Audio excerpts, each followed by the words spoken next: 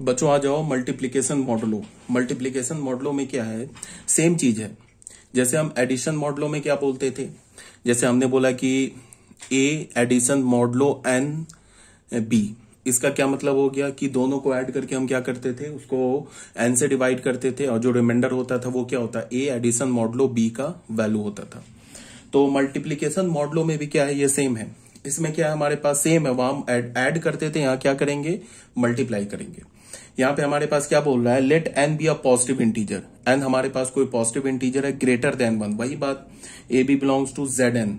अगर मैंने बोला a b belongs to Z n, इसका मतलब कि जेड एन जो सेट होगा उसमें एलिमेंट क्या होंगे, 0 से लेके n-1 तक। ठीक है, then we define multiplication modulo. Multiplication modulo n को हमने क्या बोलेंगे, ऐसे डिफाइन करते हैं। एडिशन के केस में क्या था, यहाँ पे प्लस आता था, और मल्टीप्लीकेशन मॉडलो में क्या करेंगे, यहाँ पे माइनस आएगा। क्लियर है ये बात, कोई प्रॉब्लम नहीं है। ठीक है, तो हमने क्या किया, a multiplication modulo n b, इसका क्या मतलब हुआ, least non negative remainder when a b is divided by n. जब हम ए बी को एन से डिवाइड करेंगे तो क्या होगा, जो लीस्ट नॉन निगेटिव रिमाइंडर होगा वो उसका वैल्यू हो जाएगा। फॉर एग्जाम्पल अगर मैं बोलूं कि 4 मल्टीप्लीकेशन मॉडलो 5 3, इसका क्या मतलब होगा, least non negative remainder when 4 into 3 12 को जब हम 5 से डिवाइड करेंगे। 4 मल्टीप्लीकेशन मॉडलो 5 3, इसका क्या मतलब हुआ, 4 इंटू 3 12, 12 को 5 से डिवाइड करेंगे, रिमाइंडर क्या होगा 2। सेम काम है, 4 इंटू 6 24, मल्टीप्लीकेशन मॉडलो 8 है, तो 24 को जब हम 8 से डिवाइड करेंगे तो क्या होगा, रिमाइंडर 0, तो ये 0 आ गया।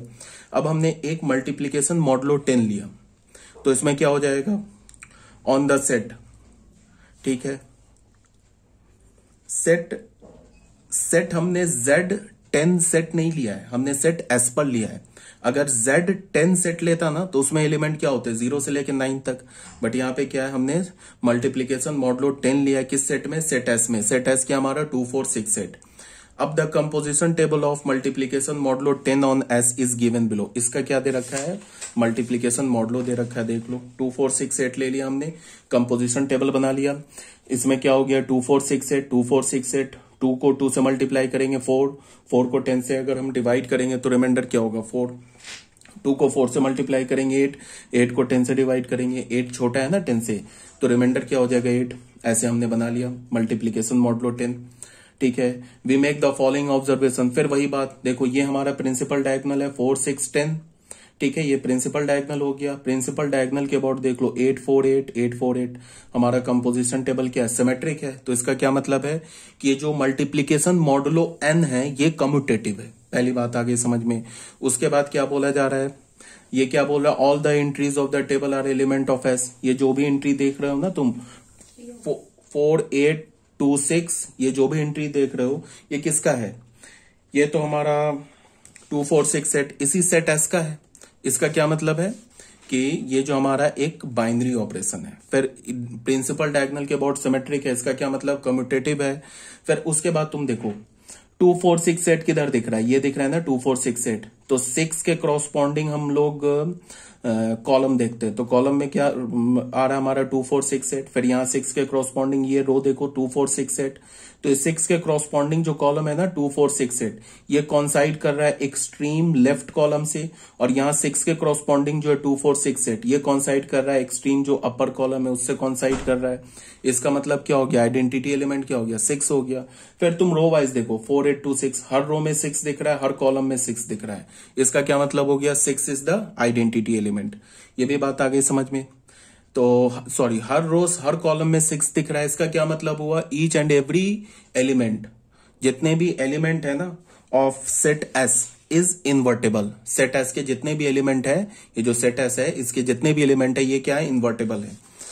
ठीक है, अब मान लो कि अगर हमें 6 का 8 का इनवर्स चाहिए, 8 का इनवर्स क्या है, तो सबसे पहले आइडेंटिटी एलिमेंट क्या है 6, तो 8 में गए। अगर रो वाइज देखना है तो क्या हुआ, 8 के यहाँ गया 6, 6 के ऊपर क्या मिल गया 2। तो इसका क्या मतलब हो गया, 8 का इनवर्स क्या हो गया 2, और 2 का इनवर्स क्या हो गया 8। फिर यहाँ पे देख लो, अगर कॉलम से देखना है तो कॉलम में देखो 8 यहाँ पे गए, इसके नीचे आए कॉलम में हमें 6 मिल गया, तो 6 का इनवर्स क्या हो गया 2 हो गया। सिंपल है, कहीं से भी देख लो। फिर उसके बाद इनवर्स भी हमें पता चल गया, यही बोल रहा है the row headed by 6 coincide with the top most row and the column headed by 6 coincide with the left most column, their intersection is 6, so 6 is the identity element. अब देखो, since each row and each column consist of identity element 6, so each element of S is invertible। S के जितने भी element है invertible है, क्यों है? Because जितने भी रोज है, जितने भी कॉलम्स हैं, उसमें आइडेंटिटी एलिमेंट 6 है, तो हर एक एलिमेंट क्या हो गया? इन्वर्टेबल हो गया। 2 और 8, इस पे अगर मैं मल्टीप्लीकेशन मॉडुलो 10 लेता हूं तो क्या हो जाएगा? 2 8 16, 16 को अगर 10 से डिवाइड करोगे तो क्या हो जाएगा? 6 रिमाइंडर हो जाएगा, ठीक है ना। तो इसका क्या मतलब है कि 2 का इनवर्स क्या हो गया? 8 हो गया, बिकॉज ये जो रिमाइंडर आ रहा है ये क्या आ रहा है? ये हमारा जो रिमाइंडर, ये तो आइडेंटिटी एलिमेंट आ रहा है ना, तो 2 का इनवर्स 8 हो गया। फिर क्या देख लो, 8 मल्टीप्लीकेशन मॉडुलो 10 2 लो, तो यहां भी क्या हो जाएगा? 16 को डिवाइड करोगे किससे? 10 से, तो रिमाइंडर क्या होगा? 6, तो 8 का इनवर्स 2 है, ठीक है, यही बोला जा रहा है। ये तो क्लियर होगा, इसमें कुछ नहीं है। एडिशन मॉडुलो समझ में आ गया, तो ये मल्टीप्लीकेशन मॉडुलो में कुछ नहीं है। मल्टीप्लीकेशन मॉडुलो, नोट में क्या लिखा है? मल्टीप्लीकेशन मॉडुलो n, इसको हम ऐसे लिखते हैं, is associative because the remainder when the integer this and this are divided by n are same. तो मल्टीप्लीकेशन मॉडुलो क्या होता है? वो एसोसिएटिव होता है। क्यों?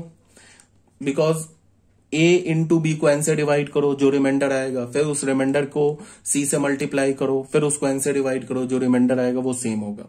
मतलब इसका वैल्यू सेम होगा, तो मल्टीप्लीकेशन मॉडुलो क्या होता है? वो एसोसिएटिव होता है, ठीक है। फिर उसके बाद क्या बोला जा रहा है? Composition table is helpless to determine the associativity of binary operation. ये तो ऑलरेडी मैंने बता रखा है कि कंपोजिशन टेबल से हम एसोसिएटिव, कोई बाइनरी ऑपरेशन एसोसिएटिव है या नहीं है, ये हम नहीं पहचान पाएंगे, मतलब ये नहीं निकाल पाएंगे। कॉम्पिटेटिव तो पता चल जाता है, बट एसोसिएटिव नहीं पता कर पाएंगे, ठीक है, ये भी हो गई बात। अच्छा, एक क्वेश्चन है, question number 1, do it yourself, ये खुद कर लेना, ठीक है। अब आ जाओ क्वेश्चन नंबर 2 में। क्वेश्चन नंबर 2 को देखो क्या बोल रहा है? Define a binary operation star. हमने एक बाइनरी ऑपरेशन स्टार डिफाइन किया ऑन द सेट ए। ये सेट ए क्या दे रखा है? 0 1 2 3 4 5 एज ए स्टार बी को हमने क्या बोला? ए प्लस बी मॉड 6। ए प्लस बी मॉड 6 बोलने का मतलब क्या हो गया कि वही बात, एडिशन मॉडुलो 6 है, ये एडिशन मॉडुलो 6 है। इसका क्या मतलब होगा? दोनों ए और बी को ऐड करके 6 से डिवाइड करो, तो जो रिमाइंडर होगा वो क्या होगा? ए स्टार बी का वैल्यू होगा, ठीक है। Show that 0 is the identity for this operation and each element of A of the set is invertible with 6 minus A being the inverse of A। क्या बोल रहा है कि हमने एक सेट A लिया 0 से लेके 5 तक, इस पे हमने addition modulo 6 binary operation apply किया, तो हमें क्या प्रूव करना है कि 0 जो है वो आइडेंटिटी एलिमेंट है of this operation and each element of set A is invertible, और उसका इनवर्स क्या है? 6 माइनस A। अगर मैं ए का इनवर्स खोजू ना, तो ए का इनवर्स क्या होगा? 6 माइनस ए। ये हमें प्रूव करना है। तो एक तो क्वेश्चन इस फॉर्मेट में लिखा जा सकता है, दूसरा किस फॉर्मेट में लिखा जा सकता है वो बताया जा रहा है। A binary operation star on a set, एक बाइनरी ऑपरेशन हमने स्टार लिया किस सेट पर? सेट ए पर। सेम क्वेश्चन है, ये जो क्वेश्चन है ना, ये क्वेश्चन नंबर 2 और करके लिखा हुआ, ऐसे भी पूछ सकता है, ऐसे भी पूछ सकता है। A binary operation star on the set 0 से लेके 5 तक लिया, इज डिफाइंड एज, कैसे डिफाइन किया है? ए स्टार बी को क्या बोला? वो ए प्लस बी के इक्वल होगा if a plus b is less than 6। अब तुम ऐसे देखो, अगर ए बी पर तुम एडिशन मॉडुलो 6 यूज करोगे, अगर मान लो ए और बी पर एडिशन मॉडुलो 6 यूज करोगे, मान लो ए का वैल्यू हमने 2 ले लिया और बी का वैल्यू 3 ले लिया, तो ए एडिशन मॉडुलो 6 क्या होगा? ए का वैल्यू हमने क्या ले लिया? ए का वैल्यू मान लो हमने a इज इक्वल टू, मान लो हमने 2 ले लिया, and b is equal to हमने क्या ले लिया? b इज इक्वल टू 3 ले लिया, तो हमने a एडिशन मॉडुलो 6 3 लिया, तो इसका क्या मतलब होगा? 2 एडिशन मॉडुलो 6 3, इसका क्या मतलब होगा? 5। ये 2 और 3 को क्या होगा? 2 और 3, 2 प्लस 3 5, 5 को किससे डिवाइड करोगे? 6 से, तो उसका रिमाइंडर, तो 5 को 6 से डिवाइड करोगे तो रिमाइंडर क्या होगा? 5 होगा, तो ये 5 मिल गया। इसको हम क्या बोल सकते हैं कि अगर a प्लस बी 6 से छोटा है, ठीक है, अगर a प्लस बी 6 से छोटा है, तो a एडिशन मॉडुलो 6 का वैल्यू क्या होगा? a प्लस बी के इक्वल होगा। अगर a प्लस बी 6 से छोटा है तो a एडिशन मॉडुलो 6 का वैल्यू क्या होगा, a प्लस बी के इक्वल होगा। देख लो ना, a प्लस बी यहां पे देखो 2 प्लस 3 6 से छोटा है ना, तो 2 प्लस 3 6 से छोटा है, तो 2 एडिशन मॉडुलो 6 का वैल्यू हमें क्या मिल गया, 2 एडिशन मॉडुलो 6 3 का हमें वैल्यू क्या मिल गया, ये सेम मिल गया ना 2 प्लस 3। अगर हमने 3 a का a ले लिया, हमने मान लो 5 ले लिया, और हमने b ले लिया क्या, 0 ले लिया, ठीक है, बिकॉज सेट में तो 0 भी है, तो क्या मैं लिख रहा हूं, एक 5 लिया और दूसरा हमने 6 एडिशन मॉडुलो 0 यूज किया, तो इसका वैल्यू क्या होगा, इसका वैल्यू हमें 5 मिल जाएगा। 5 को हम क्या लिख सकते हैं, 5 प्लस 0 या a प्लस बी बोल सकते हैं। तो यही बोला जा रहा है यहाँ पे कि a स्टार b को हमने क्या बोला, ये सेम एडिशन मॉडुलो 6 ही डिफाइंड हो रहा है यहाँ पे। ये एक तो एडिशन मॉडुलो 6 बोल दिया, या फिर तुम ऐसे डिफाइन करो, सेम बात है। a स्टार b किसके इक्वल होगा, a प्लस बी के इक्वल होगा if a plus b is less than 6। अगर a प्लस बी 6 से छोटा है तो क्या हो जाएगा, उसका सेम वैल्यू हो जाएगा। a plus b, a star b का वैल्यू क्या होगा, a प्लस बी।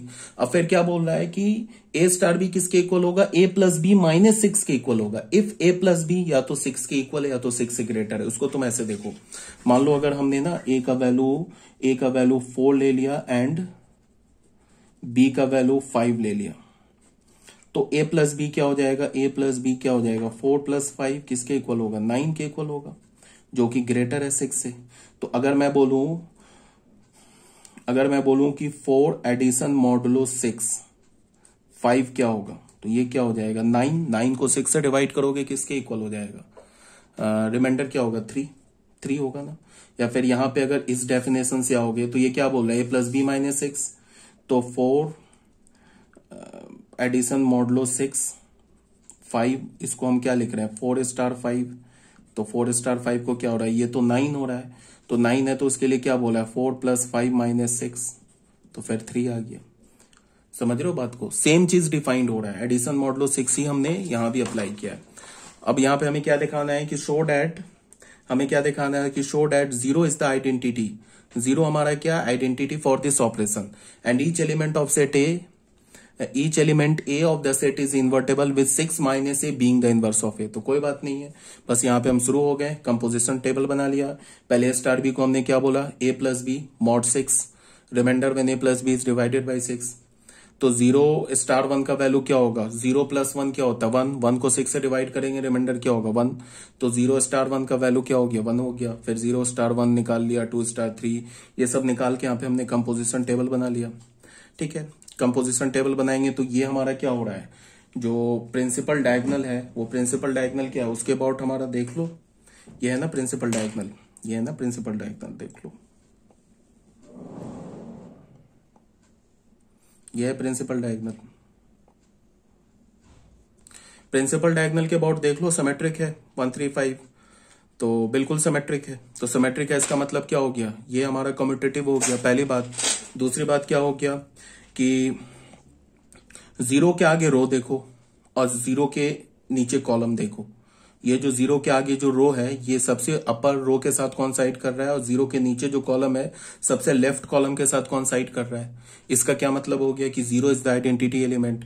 फिर सारे रो में देख लो, रो वाइज देख लो 0 मिल जाएगा, सारे कॉलम वाइज देख लो 0 मिल जाएगा। इसका क्या मतलब हो गया कि each and every element is invertible. ठीक है, अब मान लो हमें 3 का इनवर्स निकालना है, तो 3 का इनवर्स कैसे होगा, 3 के आगे देखेंगे कहाँ आइडेंटिटी एलिमेंट मिला 0, और 0 के ऊपर गए तो क्या मिला हमें 3, तो 3 का इनवर्स 3 हो गया। मान लो कि हमें 4 का इनवर्स निकालना है, तो 4 के आगे हम लोग गए इधर 0 मिला, ऊपर गए तो 2 मिला, तो 4 का इनवर्स 2 हो गया, 2 का इनवर्स 4 हो गया। ठीक है, ऐसे भी देख सकते हो, ये तो ऑलरेडी बताया जा चुका है, वही बात ये कहानी लिखी हुई है। अब यहां पे क्या बोल रहा है कि प्रूफ करो कि 6 माइनस ए जो है ए का, ये तो मैंने बता दिया ना तुम लोगों को कि इनवर्स, ये तो ऑलरेडी पता चल गया। अब बोल रहा है कि प्रूफ करो कि ए का इनवर्स 6 माइनस ए है। तो ठीक है, पहले इसको देख लो क्या बोला जा रहा है। We observe that the first row coincide with the top most row and the first column coincide with the left most column. ठीक है, ये जो फर्स्ट रो है ये कॉन्साइड कर रहा है टॉप मोस्ट रो के साथ, और ये जो फर्स्ट कॉलम है कॉन्साइड कर रहा है लेफ्ट मोस्ट कॉलम के साथ। इसका क्या मतलब हुआ कि 0 is the identity element. At their intersection we have 0, इस दोनों का इंटरसेक्शन क्या है, इस रो का और इस कॉलम का इंटरसेक्शन 0 है, तो 0 इज द आइडेंटिटी एलिमेंट। ठीक है, so 0 is the identity element. Also each row column contain the identity element, so each element of A is invertible. सारे रो और सारे कॉलम जो है उसमें आइडेंटिटी एलिमेंट 0 है, तो इसका क्या मतलब हुआ कि each element of set A is invertible. ठीक है, और आइडेंटिटी एलिमेंट हमें क्या मिल गया, 0। अब हमने क्या किया, हमें प्रूव करना है ना कि ए का इनवर्स 6 माइनस ए है। तो अगर मैं ये दिखा दूं A star 6 minus A is equal to 6 minus A star A is equal to 0, अगर ये मैंने दिखा दिया तो प्रूफ हो जाएगा कि ए का इनवर्स क्या है, 6 माइनस ए, और 6 माइनस ए का इनवर्स क्या है, ए। तो ए स्टार 6 माइनस ए, इसका क्या मतलब है, दोनों को ऐड करके 6 से डिवाइड करना है। ठीक है, तो इस दोनों को a प्लस 6 माइनस ए क्या हो जाएगा, 6 को 6 से डिवाइड करोगे तो रिमाइंडर 0 आ जाएगा। तो हो गया, a का इनवर्स क्या हो गया, 6 माइनस ए, प्रूफ हो गया, सिंपल था। ठीक है, फिर अगर या तुम 6 माइनस ए स्टार ए लोगे तो इसको क्या करोगे, 6 minus A plus A divided by 6, तो 6 माइनस ए प्लस ए करोगे तो 6 आएगा। 6 को 6 से डिवाइड करोगे तो रिमाइंडर 0 आएगा, अगेन आइडेंटिटी एलिमेंट। तो ए का इनवर्स क्या हो गया, 6 माइनस ए, और 6 माइनस ए का इनवर्स क्या हो गया, ए। ठीक है, ये भी हो गया क्वेश्चन। अब क्वेश्चन नंबर 3 में क्या बोल रहा है, construct the composition table for the composition of the function O. एक हमें कंपोजिशन टेबल बनाना है, किस सेट पे, हमने एक कंपोजिशन टेबल बनाना है, और बाइनरी ऑपरेशन क्या दे रखा है, कंपोजिशन ऑफ फंक्शन। ये बाइनरी ऑपरेशन दे रखा है, हमें कंपोजिशन टेबल बनाना है। हमने ये जो बाइनरी ऑपरेशन है ना, कंपोजिशन ऑफ फंक्शन, ये किस सेट पर अप्लाई किया, सेट एस पर। सेट एस क्या हमारा, F1 F2 F3 F4 और 4 फंक्शंस। ठीक है, from see the set of all complex number two itself. देखो हमने 4 फंक्शन लिया, F1 F2 F3 F4, ये चारों फंक्शन जो है कॉम्प्लेक्स नंबर से कॉम्प्लेक्स नंबर पे डिफाइंड है। फिर हमने एक सेट एस बना लिया, बाइनरी ऑपरेशन हमने कंपोजिशन ऑफ फंक्शन लिया, इसका हमें कंपोजिशन टेबल बनाना है। ठीक है, फिर हमने फंक्शन F1 को क्या डिफाइन किया कि F1 में कोई भी Z डालोगे, कोई भी कॉम्प्लेक्स नंबर डालोगे, सेम कॉम्प्लेक्स नंबर आ जाएगा। F2 में कॉम्प्लेक्स नंबर डालोगे, माइनस के साथ आ जाएगा। मतलब अगर मैं 2 + 3 आयोटा डालू ना तो -2 -3 आयोटा आ जाएगा। F3Z किसके इक्वल है, 1/Z के इक्वल है। F4Z किसके इक्वल है, -1/Z के इक्वल है, for all Z belongs to C। हमें क्या करना है, कंपोजिशन टेबल बनाना है। तो यहां पे क्या है, in order to construct the composition table we write the element F1 F2 F3, वही बात है, in the horizontal row column. Horizontal row column में हमने क्या कर लिया, as well as the vertical column and fill up the cells with the composition given below। मतलब इसकी बात कर रहा है, यहाँ पे हमने ना ऐसे करके बना लिया, F1 F2 F3 F4 यहाँ डाल दिया, F1 F2 F3 F4 यहाँ डाल दिया। अब हमें इस कॉलम को कैसे फिल करेंगे, F1 कंपोजिशन F1 लेंगे, फिर इसको कैसे करेंगे, F1 कंपोजिशन F2, इसको कैसे करेंगे, F2 कंपोजिशन F3, वो यहाँ आ जाएगा। तो उसके लिए ये सब हमने कैलकुलेट किया है। ठीक है, for any Z belongs to complex number, F1 composition F1Z क्या होगा, F1, और यहां पे क्या आ जाएगा, F1 का आर्गुमेंट क्या हो जाएगा, F1Z। F1Z का क्या गिवन है, देख लो, F1Z क्या गिवन है, Z के इक्वल गिवन है, तो F1Z की जगह Z डाल दिया, तो फिर हमें क्या मिल गया, F1Z। तो F1Z, तो हमें क्या मिला, F1 composition F1Z is equal to F1Z। इसका क्या मतलब है, F1 कंपोजिशन F1 फंक्शन के इक्वल है, यही मतलब हुआ ना। देखो सारे function F1 F2 F3 F4 सब Z से Z में डिफाइंड है। इसका मतलब क्या हो गया कि F1 कंपोजिशन F1 भी Z से Z में होगा, F1 कंपोजिशन F3 भी Z से Z में होगा, F3 कंपोजिशन F4 भी Z से Z में होगा। ठीक है, तो सारे फंक्शन का डोमेन को डोमेन तो इक्वल है। उसके बाद यहां हमने क्या प्रूव कर दिया कि F1 composition F1Z is equal to F1Z। इसका मतलब देखो F1 कंपोजिशन F1, इसका भी डोमेन को डोमेन Z से Z में है, F1 का भी डोमेन और कोडोमेन Z से Z में है, तो डोमेन को डोमेन तो इस दोनों फंक्शन का इक्वल है। और उसके बाद हमने फॉर्मूला भी सेम कर दिया, हमने उसके क्रॉसपॉन्डिंग, डोमेन के क्रॉसपॉन्डिंग हर एक एलिमेंट का इमेज भी सेम दिखा दिया। तो यहां से हमें क्या मिल गया, F1 composition F1 is equal to F1 मिल गया, F1 कंपोजिशन F2 मिल गया, F2 कंपोजिशन F1 किसके इक्वल हो गया, F2 के इक्वल हो गया, F1 कंपोजिशन F3 किसके इक्वल हो गया, F3 के इक्वल हो गया। तो ये सब कैलकुलेशन किया हुआ है, ये सब कर लेना, जैसे यहाँ पे किया ना कैलकुलेशन, वो सेम कैलकुलेशन यहाँ पे किया हुआ है। जैसे हमें F2 कंपोजिशन F2 लेना है, तो इसको हम क्या लेंगे, F2 आर्गुमेंट में क्या आ जाएगा, F2Z किसके इक्वल है, -Z के इक्वल है, और यहाँ पे F2Z -Z के इक्वल है, तो F2 ऑफ -Z किसके इक्वल होगा, फिर -Z के, बट यहाँ पे Z का काम -Z कर रहा है, तो ये माइनस माइनस कैंसिल होके Z आ गया, तो हमें क्या मिला, F2 composition F2Z is equal to F1Z। F2 composition F2 का भी डोमेन कोडोमेन Z से Z में है, F1 का भी डोमेन और कोडोमेन Z से Z में है, और यहां हमने क्या दिखा दिया कि डोमेन के हर एक एलिमेंट के क्रॉसपॉन्डिंग उसका इमेज भी सेम है। तो इसका क्या मतलब हो गया कि F2 कंपोजिशन F2 फंक्शन और F1 फंक्शन इक्वल हो गया। सेम कैलकुलेशन यहां पे हमने किया है, कैलकुलेशन करने के बाद एक हमने कंपोजिशन टेबल बना दिया है। फिर वही बात, जब कंपोजिशन टेबल बन गया फिर तो कोई प्रॉब्लम ही नहीं है। यहाँ पे देख लो डायगोनल में क्या आ रहा है हमारे पास, देखो F1 F1 F1, उसके बाद डायगोनल के रेस्पेक्ट में देखो F2 F4 F2 और F2 F4 F2, फिर क्या आ रहा है हमारे पास F3 F3 F3 F3 F4 F4। इसका मतलब क्या है कि ये जो कंपोजिशन टेबल है वो डायगोनल के अबाउट सिमेट्रिक है, तो इसका मतलब क्या है कि ये एक कम्यूटेटिव, ये जो कंपोजिशन ऑफ फंक्शन है ना, ये एक कम्यूटेटिव बाइनरी ऑपरेशन है, ये पता चल गया। फिर उसके बाद क्या है कि ये तुम देखो F1 F2 F3 F4, ये जो रो है F1 के क्रॉसपॉन्डिंग जो रो है ये टॉप मोस्ट रो के साथ कॉन्साइड कर रहा है, और ये F1 के क्रॉसपॉन्डिंग जो कॉलम है ये लेफ्ट मोस्ट कॉलम के साथ कॉन्साइड कर रहा है। तो इस रो और इस कॉलम का इंटरसेक्शन क्या है, ये F1, यही है ना F1 इंटरसेक्शन। इसका क्या मतलब हो गया कि F1 जो है ना वो आइडेंटिटी एलिमेंट हो गया। फिर हर एक रो में देखो यहां भी F1 यहां भी F1 यहां भी F1 यहां भी F1, कॉलम वाइज देखो F1 है। इसका क्या मतलब हो गया कि each and every element of set, कौन सा सेट हमने लिया है, सेट S इज इन्वर्टेबल। अब किसी का भी इनवर्स निकालना है, देख लो F4 का इनवर्स निकालना है, तो F1 कहाँ है, यहाँ है, F1 के ऊपर देख लो F4, तो F4 का इनवर्स F4 हो जाएगा।